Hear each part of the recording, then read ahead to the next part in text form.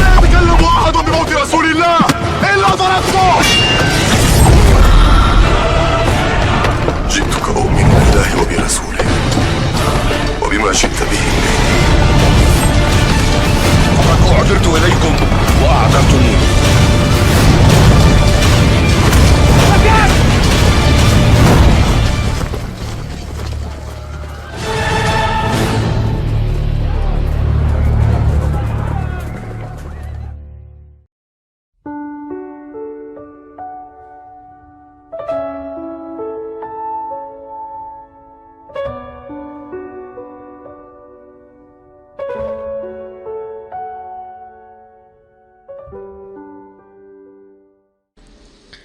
Rumah Allah adalah Baitullah dalam bahasa Al-Quran.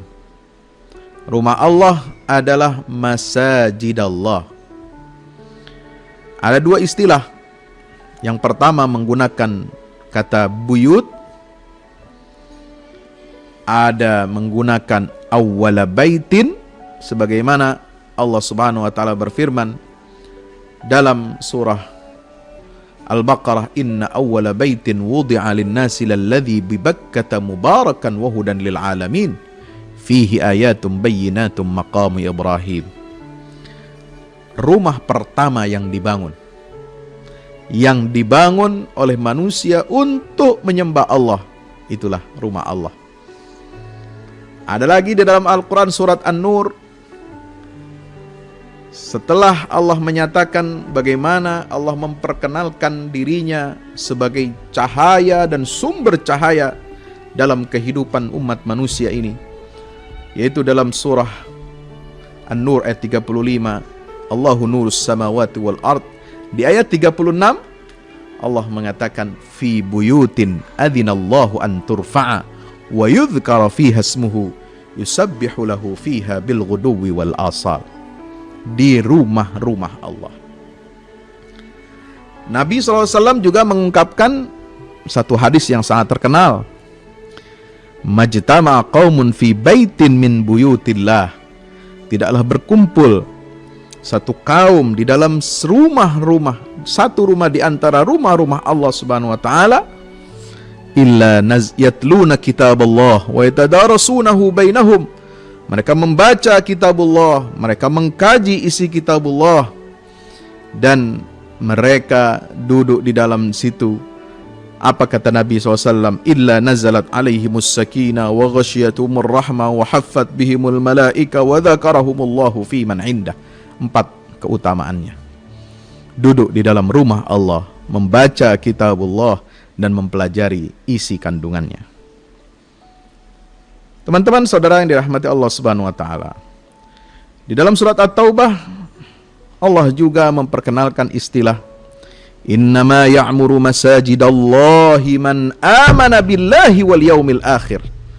Sesungguhnya hanya orang-orang yang beriman kepada Allah dan hari akhirat sajalah yang dapat memakmurkan masjid-masjid Allah.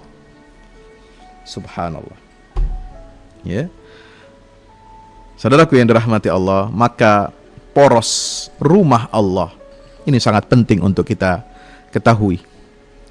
Rumah Allah ini adalah tempat yang mana di situ disebut nama Allah, diagungkan nama Allah Subhanahu wa taala, dimurnikan keesaannya hanya untuk Allah Subhanahu wa taala. Wa annal masajida lillahi fala tad'u ma'allahi ahada, dalam surah Al-Jin. Sungguhnya masjid-masjid itu adalah kepunyaan Allah semata-mata, fala tad'u ma'allahi ahada, dan janganlah kamu meminta menyembah kepada seorang pun, kepada satu makhluk pun selain daripada Allah Subhanahu wa ta'ala. Teman-teman, sahabat-sahabat yang dirahmati Allah Subhanahu wa ta'ala, maka masjid ini memiliki kedudukan yang istimewa di sisi Allah. Dalam Al-Quran lagi, ketika Allah berbicara tentang titik tolak merubah peradaban, titik tolak untuk mengubah keadaan yang tadinya Rasulullah SAW itu dalam keadaan terhimpit, tersudutkan, terpojokkan, terhinakan di mata manusia. Kemudian beliau dalam keadaan yang sangat memprihatinkan, dakwahnya dimusuhi, dipersekusi, dakwahnya dihalang-halangi, dirintangi, dan berupaya untuk disingkirkan dari muka bumi ini. Maka Allah Subhanahu wa ta'ala memberikan jalan keluar solusinya, yaitu dengan memanggil beliau, diperjalankan pada malam hari, yaitu dalam peristiwa Isra dari Masjidil Haram ke Masjidil Aqsa, dari masjid ke masjid. Inilah yang mengubah peta dunia. Inilah yang mengubah perjalanan dakwah Islam.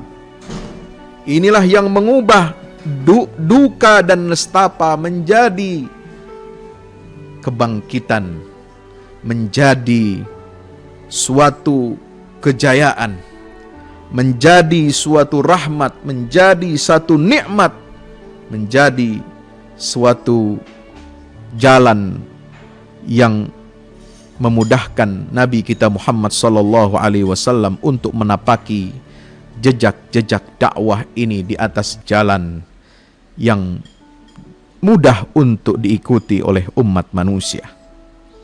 Masjid, dari Masjidil Haram ke Masjidil Aqsa, subhanallah. Teman-teman saudara yang dirahmati oleh Allah Subhanahu wa ta'ala, kita akan membahas poros rumah Allah.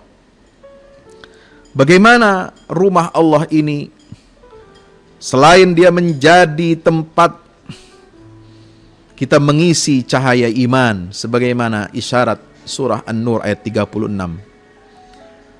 Selain daripada fungsi masjid ini adalah untuk kita mengesahkan, mentauhidkan Allah Subhanahu wa ta'ala, sebagaimana surah Al-Jin. Selain daripada masjid-masjid, rumah-rumah Allah Subhanahu wa ta'ala ini adalah merupakan pilar pondasi untuk kebangkitan menuju ridha Allah Subhanahu wa ta'ala, sebagaimana yang kemarin kita telah bahas dalam surah At-Taubah. Afaman assasa bunyanahu ala taqwa minallahi wa ridwanin khairun amman assasa bunyanahu ala syafa jurufin harin fanhara bihi fi nari jahannam wallahu la yahdil qawmaz zalimin. La taqum fihi abada la masjidun ussisa ala taqwa min awwali yawmin ahaqqu an taquma fihi rijalun yuhibbuna ay yatatahharu wallahu yuhibbul mutahhirin. Ya. Saudaraku, teman-teman dirahmati Allah, peradaban dalam Islam ini bersendikan takwa, dan ketakwaan bermula dari bagaimana seorang hamba ini sujud. Sujud adalah simbol ketika manusia meletakkan dahinya, keningnya, kepalanya di tempat yang terendah, yaitu tanah, yang sejajar dengan kakinya, sejajar dengan lututnya, dia bersujud kepada Allah, tanda bahwa dia berserah diri kepada Allah, berserah diri, pasrah kepada kehendak Allah, pasrah mengikuti aturan-aturan Allah Subhanahu wa ta'ala, mengikuti semua syariat Allah Subhanahu wa ta'ala. Dan ini menyatu dia menyatukan jidatnya, keningnya, dia sujudkan itu di hadapan Allah Subhanahu wa ta'ala sebagai tanda kepatuhan dia kepada Allah yang Maha Esa dan Maha Kuasa. Seraya mengingat firman Allah, alastu bi rabbikum qalu bala. Bukankah aku ini adalah Tuhan kalian?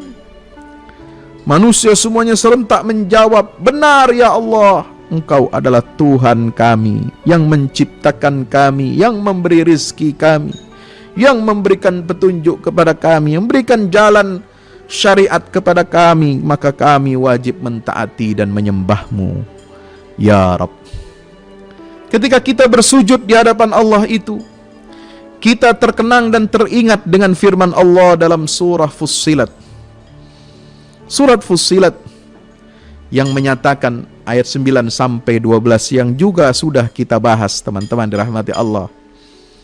Ketika Allah Subhanahu wa taala menyatakan dalam firman-Nya, "Tsumma stawa ilas sama'i wa hiya dukhanun, faqala laha walil ardi tiya taw'an aw karha qalata ataina ta'i'in."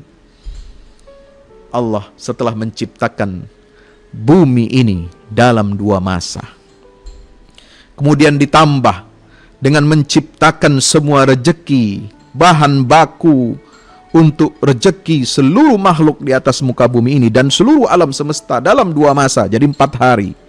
Fi arba'ati ayyamin sawa'al lis-sa'ilin, yang mencukupi seluruh kebutuhan makhluk hidup di alam semesta ini.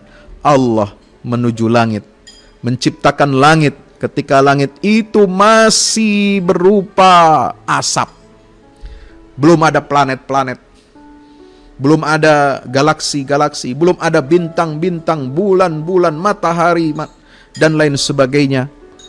Disitulah kemudian Allah ciptakan, "Tsumma stawa ilas sama'i wa hiya dukhan, faqala laha walil ard."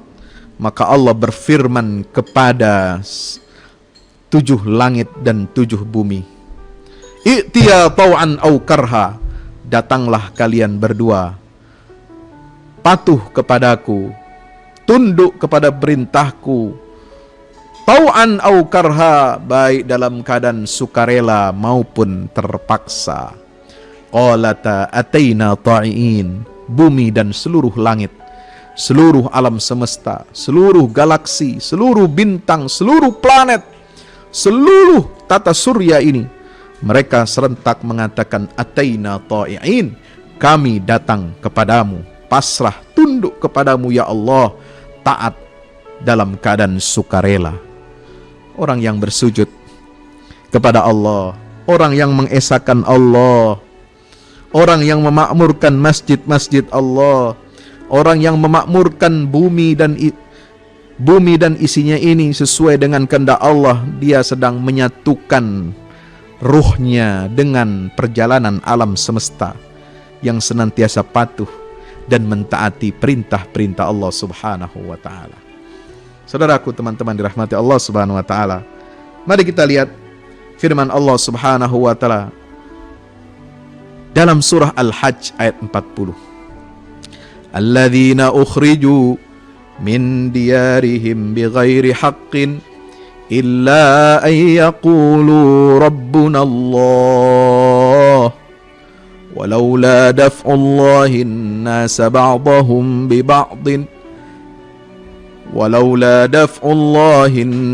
بعضهم ببعض لهدمت صوامع وبيع وصلوات ومساجد يذكر فيها اسم الله كثيرا ولينصرن الله من ينصره Innallaha laqawiyyun aziz. Subhanallah. Ini ayat sangat penting. Salah satu dari ayat-ayat tentang poros rumah Allah. Bagaimana Allah menegakkan rumahnya, menegakkan tauhid di atas muka bumi ini dan di alam semesta, di mana di situ meniscayakan adanya suatu sistem. Karena rangkaian surat Al-Hajj dimulai dari ayat 38, 39 berbicara tentang apa? Pembelaan Allah terhadap orang-orang yang beriman. Orang beriman, Nabi SAW dan pengikutnya kaum muslimin, kaum mukminin, Nabi Muhammad, ya, Nabi Isa, Nabi Musa, Nabi Daud, Nabi Sulaiman, Zakaria, Yahya, seterusnya sampai Nabi Adam alaihissalam. Allah telah menyatakan innallaha yudafi'u 'anil ladzina amanu. Allah yang membela orang-orang beriman itu. Udzina lil ladzina yuqataluna bi annahum zulimu wa innallaha ala nasrihim laqadir. Telah diizinkan bagi orang-orang yang diperangi karena mereka dizalimi, mereka diizinkan untuk memerangi kezaliman itu, membalas kezaliman itu dengan kekuatan. Dan Allah yang akan mampu untuk menolong mereka. Innallaha ala nasrihim laqadir. Maka dilanjutkan di ayat 40 ini, alladzina ukhriju min diyarihim bighairi haqqin. Itu orang-orang yang diusir dari kampung halaman mereka tidak dengan jalan yang benar. Ya. Illa ayyaqulu rabbuna Allah, kecuali karena mereka berkata Tuhan kami adalah Allah subhanahu wa ta'ala. Walaula daf'ullahin nasa ba'dahum bi ba'din, kalau tidaklah Allah mempertahankan manusia yang setengahnya dengan setengah yang lain, niscaya lahuddimat sawami'u wa biya'u wa masajid yuzkaru fiha ismullahi katsira. Niscaya diruntuhkan oranglah tempat-tempat ibadah, biara-biara, gereja-gereja dan masjid-masjid yang banyak disebut nama Allah di dalamnya. Subhanallah. Ya. Wala yansurannallahu may yansuruh.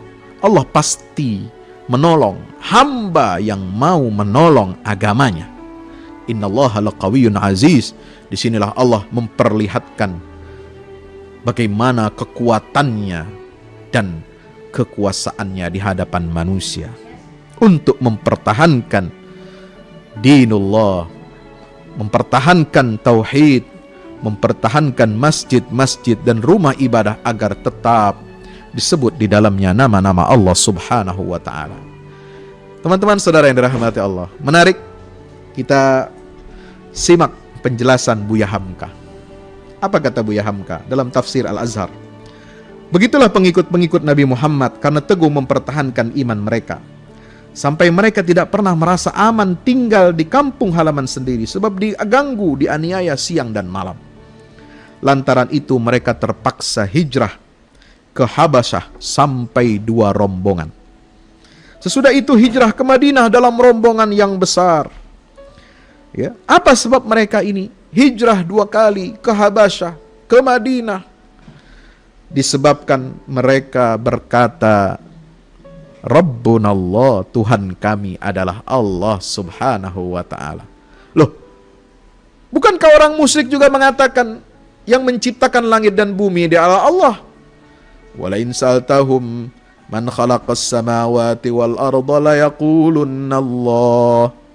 Kalau kamu bertanya kepada mereka orang-orang musyrik itu siapa yang menciptakan langit dan bumi, maka niscaya mereka akan menjawab Allah. Jadi apa bedanya ini dengan orang Islam? Ayaqulu rabbuna Allah, beda saudara. Mereka hanya mengakui man khalaqa as-samawati wal arda, mereka hanya mengakui Allah sebagai pencipta saja, tapi setelah itu stop.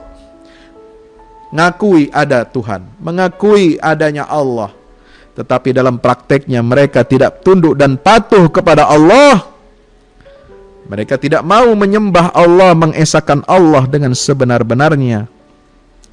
Bedanya, itulah orang-orang musyrik dengan orang-orang yang beriman. Orang-orang beriman ketika mereka mengatakan ayyaqulu rabbunallah, itu berangkat dari dalam hati mereka, diikrarkan, dibenarkan dalam hati, ya, kemudian diamalkan dalam tingkah lakunya, kemudian dimantapkan lagi dalam lisannya mereka ini.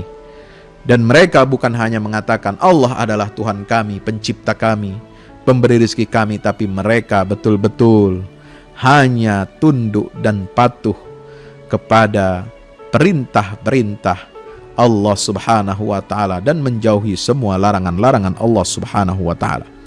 Jadi Tuhan yang digambarkan oleh Al-Quran adalah Tuhan yang memberikan perintah dan larangan, bukan hanya sekedar menciptakan. Orang musyrik juga tahu yang menciptakan alam semesta ini, langit dan bumi adalah Allah, tapi mereka tidak mau tunduk, tidak mau patuh kepada perintah-perintah Allah. Karena di dalam surat Al-A'raf ayat 54 jelas, Inna rabbakumullahu alladhi khalaqas samawati wal arda fi 6 ayyam thumma istawa 'alal 'arsyi yughshil laila an-nahara yatlubu hathitha wasyamsa wal qamara wan nujuma musakhkharatin bi amrih ala lahul khalqu wal amr. Allah yang memiliki satu-satunya hak untuk menciptakan semua yang tadi disebutkan dalam ayat tadi. Ya, matahari, bulan, bintang, langit, bumi, semua ditundukkan oleh Allah Subhanahu wa taala, diciptakan oleh Allah.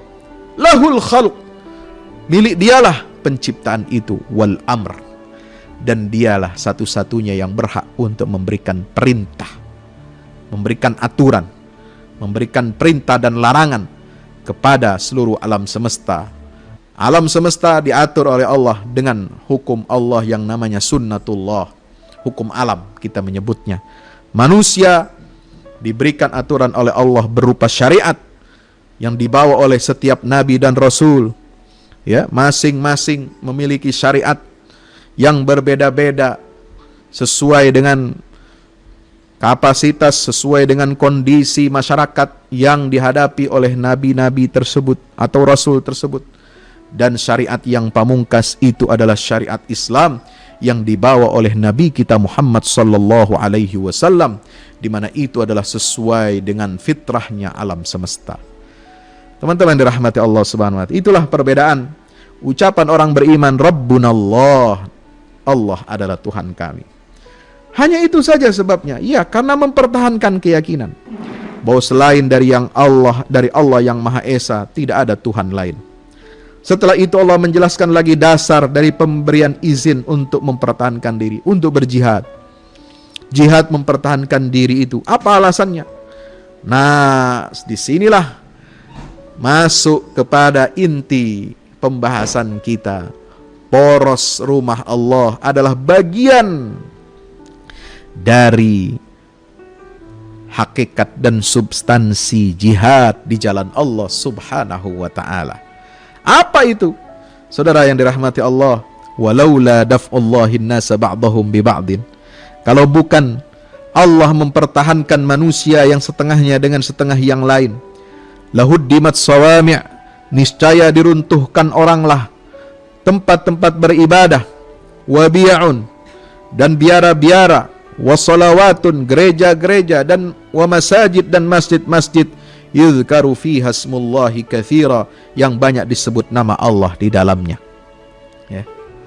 Jadi salah satu alasan Allah memberikan izin untuk umat Islam ini berjihad melawan kezaliman, melawan agresi orang-orang kafir dan orang-orang musyrik. Pertama, untuk mempertahankan akidah. Yang kedua, untuk mempertahankan rumah ibadah agar dia senantiasa tetap menjalankan fungsinya, disebut nama Allah Subhanahu wa ta'ala di dalamnya. Allahu Akbar. Ya. Mempertahankan manusia artinya ialah bahwa sudah menjadi tabiat bagi manusia di alam dunia yang kuat kerap kali hendak menindas yang lemah. Manusia yang dipengaruhi hawa nafsu yang tidak mau tunduk ke jalan yang benar. Mereka benci kepada segala usaha mendekati Allah. Oleh sebab Allah izin manusia yang beriman kepadanya mempertahankan dirinya jika pihak yang merasa kuat hendak bertindak sewenang-wenang. Mempertahankan diri itulah yang dinamai jihad. Dalam ayat ini jelaslah bahwa Islam menyuruh kita untuk menyiapkan kekuatan untuk pertahanan diri. Ya, baca surat Al-Anfal. Surat Al-Anfal ayat 60, Allah Ta'ala berfirman, wa a'iddu lahum mastata'tum min quwwati wa min ribatil khail turhibuna bihi aduwallahi wa aduwakum. Ya. Persiapkanlah oleh kamu di dalam menghadapi musuh-musuh itu sekuat sekesanggupan kamu, dari kekuatan berupa pasukan-pasukan kuda yang selalu siaga, supaya takut dia dengan dia musuh Allah dan musuh kamu. Turhibuna bihi aduwallahu aduwakum. Ya, tujuan untuk melakukan persiapan jihad ini adalah supaya mereka takut ya kepada kita. Turhibuna bihi aduwallahi wa aduwakum. Kekuatan itu adalah alat senjata. Pasukan-pasukan berkuda adalah perlengkapan kendaraan perang di waktu itu. dan di zaman modern tentu dengan alat-alat yang sesuai dengan zamannya. Sekuat kesanggupan kamu, artinya cara sekarang ialah semaksimal mungkin. Jangan sampai ketinggalan. Maka, kata Buya Hamka, teranglah sudah bahwa agama tidak bisa tegak dan teguh tanpa disokong oleh kekuasaan. Oleh kekuatan dan kekuasaan.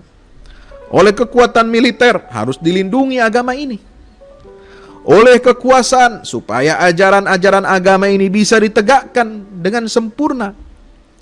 Betul, ada yang bilang, oh agama sudah cukup kita praktekkan. Ya, sholat saja, puasa Ramadan saja. Sudah cukup dengan zakat dan haji. Ya, itu namanya rukun Islam, pilar. Pilar-pilar Islam memang ada 5. 1, bersyahadat. 2, kalimat syahadat. Asyhadu an la ilaha illallah. Asyhadu anna Muhammadar Rasulullah. Aku bersaksi bahwasanya Allah adalah Tuhanku. Ya, tidak ada Tuhan kecuali Allah dan Muhammad adalah utusan Allah. Salat 5 waktu, puasa bulan Ramadan, menunaikan zakat, pergi haji ke Baitullah. Tetapi syariat Islam bukan hanya 5 itu saja. Dia pilar. Seperti bangunan, ya, dia pilar. Pondasinya syahadat, pilarnya ya, itu adalah rukun Islam yang 5 itu. Tapi rumah tidak hanya ada pondasi, tidak hanya ada tiang-tiangnya, saudara. Perlu apa? Perlu dindingnya, ya. Perlu ada ventilasi udaranya, perlu ada atapnya, perlu ada rangka bajaknya, perlu ada sanitasinya, perlu ada pintunya, perlu ada jendelanya. Subhanallah. Nah, ini semua saling melengkapi. Syariat Islam bukan hanya rukun Islam. Syariat Islam itu mencakup apa? Mencakup masalah selain ibadah yang merupakan pilar-pilar tadi itu. Juga syariat Islam itu mencakup apa? Bidang munakahat, keluarga, ahwal syakhsiyah. Mencakup bidang muamalah, transaksi-transaksi ekonomi, jual beli, sewa menyewa, pinjam meminjam, ya, kredit, kemudian apa itu pesanan barang dan lain-lain. Banyak sekali transaksi ekonomi ini. Kita dihalalkan Allah berjual beli, dagang, dan diharamkannya riba. Apa itu jenis riba macam-macam. Ini bagian dari muamalah, ini bagian dari syariat Islam. Ya.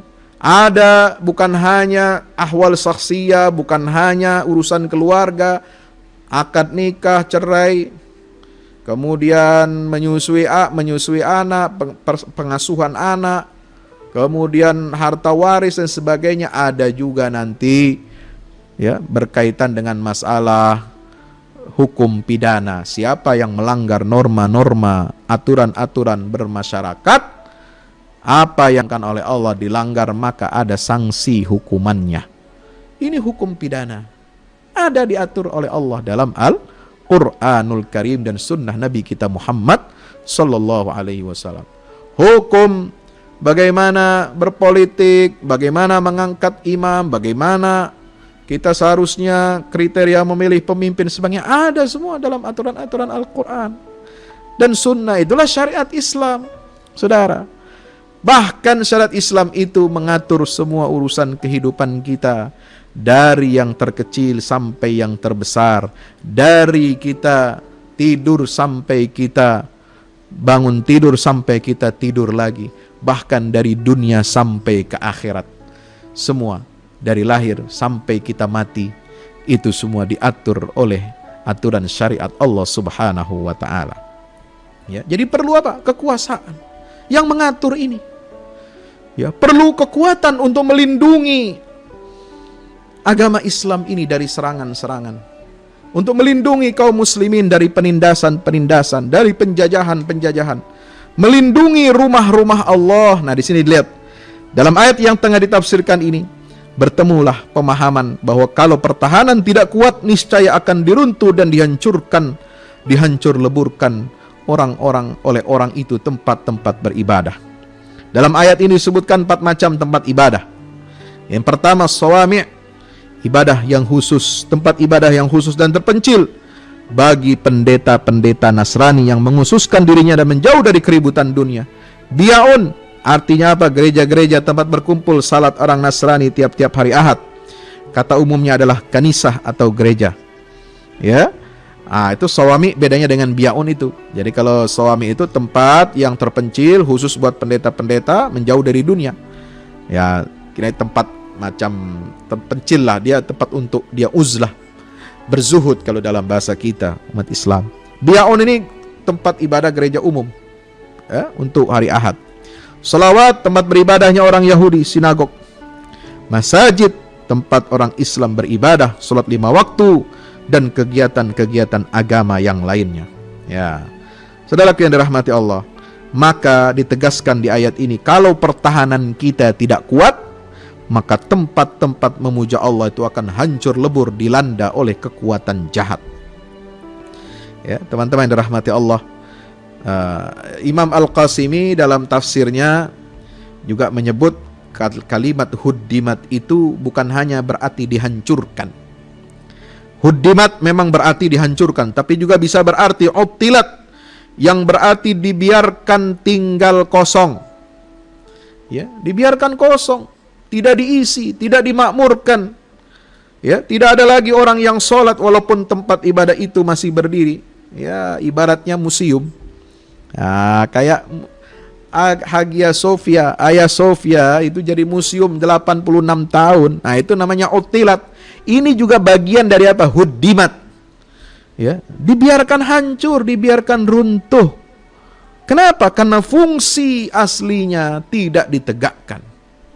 Fungsinya untuk wa annal masajida lillah fi buyutin adzinallah innama ya'muru masajidallah. Ya, wa man azlamu mimman mana'a masajidallah ayyuzkara fiha ismuhu wa sa'a fi kharabiha. Al-Baqarah 114. Itu sudah jelas mengatur bagaimana rumah-rumah Allah ini agar diramaikan, dimakmurkan, dan dibesarkan nama Allah sebanyak-banyaknya di sana. Menjadi tempat kita mengisi cahaya keimanan, saudara.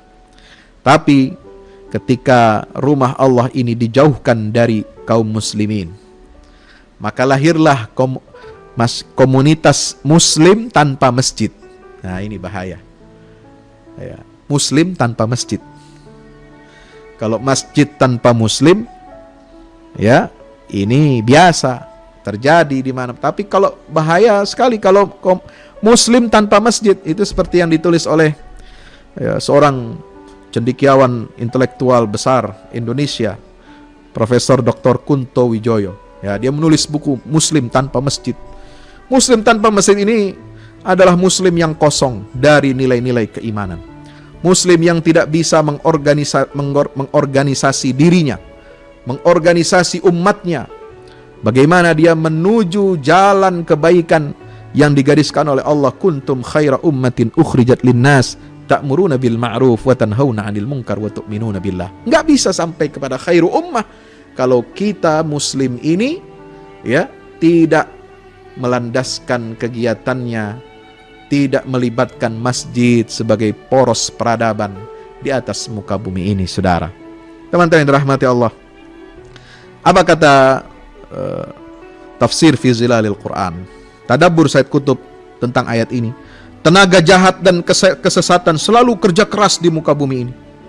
Pertarungan antara yang baik dan buruk, antara petunjuk dan kesesatan tidak ada henti-hentinya. Sejak manusia diciptakan Allah, sejak itu pula lah telah timbul peperangan sengit antara iman kepada Allah dengan kekuatan kehendak melawan Allah. Ya, kejahatan yang selalu menyerang, kebatilan yang selalu menggunakan senjata dan menggagahi. Dia memukul dengan tidak kenal kasihan. Dia menghantam dengan tidak memberi kesempatan. Bila dia salah, mendapat petunjuk jalan yang benar. Kejahatan berusaha hendak mengalahkan. Ya. Kalau dia telah mendapat kebenaran, namun kejahatan masih berusaha hendak menghancurkannya. Sebab itu tidak iman dan kebenaran dan kebaikan mesti ada yang melindunginya dari serangan tiba-tiba, untuk menjaga jangan sampai dia kena fitnah, untuk dipelihara jangan sampai dia tersandung duri atau kena perangkap beracun. Sebab itu Allah tidak akan membiarkan iman, kebenaran dan kebaikan itu berjuang memelihara diri dari serbuan kejahatan dan kebatilan tanpa senjata dan pertahanan. Ya, maka Allah perintahkan, a'iddu lahum mastata'tum min quwwah. Ya. Allah perintahkan, udzina lil ladzina yuqataluna bi annahum zulimu wa innallaha ala nasrihim laqadir. Innallaha yudafi'u 'anil ladzina amanu. Ya kan? Allah perintahkan. Ya, Allah memang membela kita, tapi kita harus membangun kekuatan, membangun pertahanan kita, ya. Subhanallah. Teman-teman yang dirahmati Allah, maka di sini dijelaskan bagaimana di ayat 40 ini dijelaskan nasib umat tauhid itu sampai mereka diusir dari kampung halaman. Lalu kemudian di ujung ayat dijelaskan inti cita-cita dari peperangan ialah mempertahankan diri, karena di dalam diri itu ada iman, ada cita-cita, ada ideologi. Apa ideologi? Umat Islam ketika melakukan aktivitas jihad mempertahankan diri dari serangan musuh, yaitu mempertahankan tempat-tempat suci. Tempat-tempat manusia bertafakkur mengingat Allah sebagai pencipta alam yang dari Dia kita datang. Dengan jaminannya kita hidup dan kepadanya kita akan kembali. Saudara, inilah rahasia agama Allah Islam ini, ya, begitu mulianya. Dalam aturan jihad dalam Islam, tidak boleh kita atau dilarang kita untuk merobohkan dan menghancurkan rumah-rumah ibadah agama lain. Tidak boleh. Haram hukumnya. Membakar, merobohkan, ya, kemudian menistakan rumah-rumah ibadah agama lain. Nggak boleh, walaupun hatta dalam peperangan wajib untuk dilindungi. Subhanallah. Kalau dalam perjanjian itu mereka meminta perjanjian kepada pemimpin Islam, pemimpin umat Islam. Ketika umat Islam itu menang dalam peperangan, dalam jihadnya, mereka mempersyaratkan untuk menjaga rumah-rumah ibadah ini dan tidak dialihfungsikan kepada masjid. Maka berlakulah syarat itu harus dipenuhi oleh seorang pemimpin muslim. Oleh sebab itu, Umar ibnul Khattab, khalifah yang kedua, Amirul Mukminin, yang dikatakan oleh Nabi SAW, lisannya berbicara yang benar. Sekiranya ada nabi lagi yang mendapatkan ilham atau mendapatkan wahyu muhaddats, maka dia adalah sosok itu ada pada diri Umar ibnul Khattab. Nabi mengatakan tentang Umar ibnul Khattab, sekiranya Umar melewati satu jalan, maka setan tidak berani mengikuti jalannya Umar dan dia akan melewati jalan yang lain. Lau salaka Umaru fajjan la salaka syaitanu fajjan akhar. Subhanallah. Umar yang kata Nabi, kata beliau, ya, Allah menurunkan al-haq di atas lisannya, berkesesuaian apa yang diminta oleh Umar, ya, disetujui oleh Allah Subhanahu wa taala dalam 4 ayat di dalam Al-Qur'anul Karim. Ya, ketika beliau menaklukkan Baitul Maqdis, ketika beliau menaklukkan Yerusalem, dia tidak mengubah gereja-gereja yang ada di Yerusalem itu menjadi masjid, tidak merobohkannya. Kenapa? Karena memang penaklukan Islam kaum muslimin atas Baitul Maqdis, atas Yerusalem itu dilakukan secara damai. Itu yang disebut dengan Al-Fathul Islami, sulhan. Pembebasan Islam atas kota yang ditaklukkan itu dengan cara damai, perjanjian damai. Ya. Uskup Soporinus, Patriark Agung Baitul Maqdis Yerusalem, dialah yang meminta Umar untuk datang ke Baitul Maqdis, ke Yerusalem, untuk menyerahkan kunci-kunci Baitul Maqdis. Jadi diserahkan, tanda mereka menyerahkan diri. Tidak ada peperangan. Karena mereka senang. Mereka lebih memilih untuk dilindungi oleh kaum muslimin daripada dilindungi oleh saudara mereka sendiri, kaum Nasrani, ya, dari Romawi Timur. Mereka tidak suka. Mereka lebih suka dilindungi, dipimpin di bawah kendali kaum muslimin, di bawah perintah Umar ibnul Khattab radhiyallahu anhu. Maka mereka membuat perjanjian dengan Umar, dan Umar menyetujui istilah disebut dengan Al-Uhdah Al-Umariyah. Ya, Al-Uhdah Al-Umariyah atau perjanjian Ilya atau apapun namanya dalam sejarah, itu dokumentasinya masih ada sekarang. Ada tertulis di Masjid Umar. Di Baitul Maqdis di Yerusalem itu ada Masjid Umar. Ya, yang berseberangan dengan gereja Kanisatul Qiyamah, gereja Al-Mahd, yaitu tempat lahirnya Nabi Isa alaihissalam, masih bisa tegak berdiri, kita saksikan. Maka tidak ada gereja-gereja Baitul Maqdis itu yang dialihfungsikan, dirubah menjadi masjid. Dan ketika Umar, ya, diminta untuk sholat, ketika datang waktu sholat, silahkan sholat Tuan Khalifah di sini, di dalam gereja kami, Umar menolaknya. Kenapa? Karena sesuai dengan perjanjian.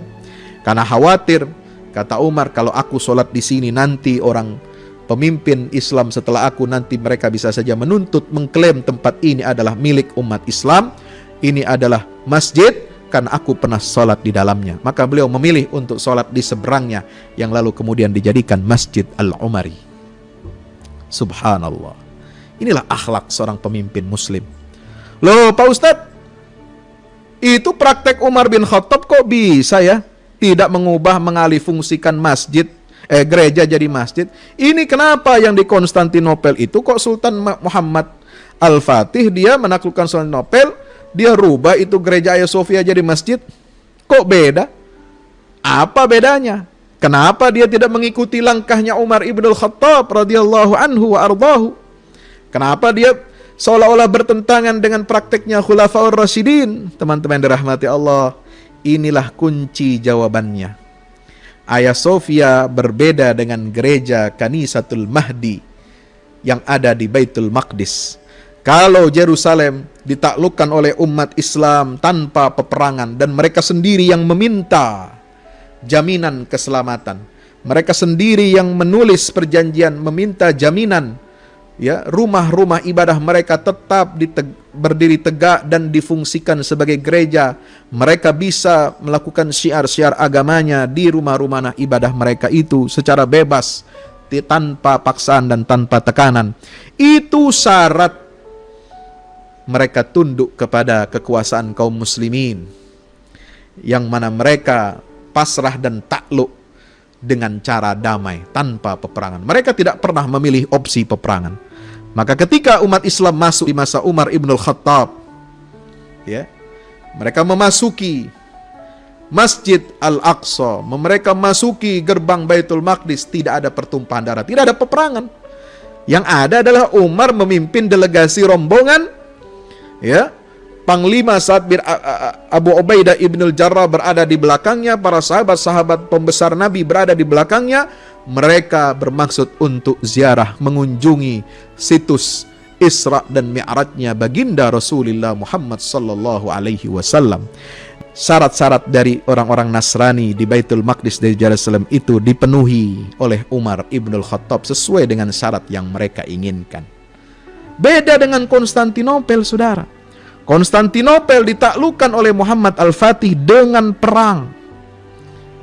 Ya, bukan dengan perjanjian damai, bukan dengan penyerahan diri, bukan mereka takluk dan berserah, menyerahkan dirinya.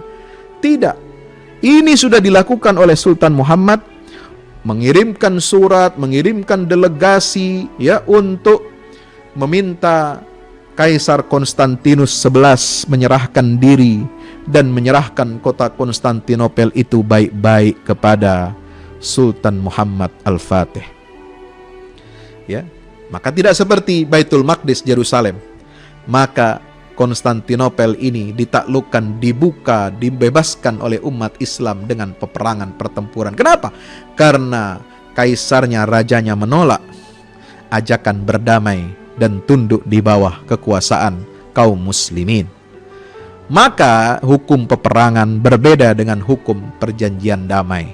Ini yang disampaikan oleh para ahli sejarah, para fuqaha ketika menyatakan kenapa ya ini status Hagia Sophia kok bisa dirubah menjadi masjid, karena semua bangunan yang ada di Konstantinopel itu adalah menjadi hak miliknya sultan yang memenangkan peperangan, yang berhasil menaklukkan kota itu, sebagaimana yang dibisyarahkan oleh Nabi kita Muhammad sallallahu alaihi wasallam, la tuftahanna hadhil madinah fala ni'mal amiru amiruha wa la ni'mal jaishu dzalikal jais.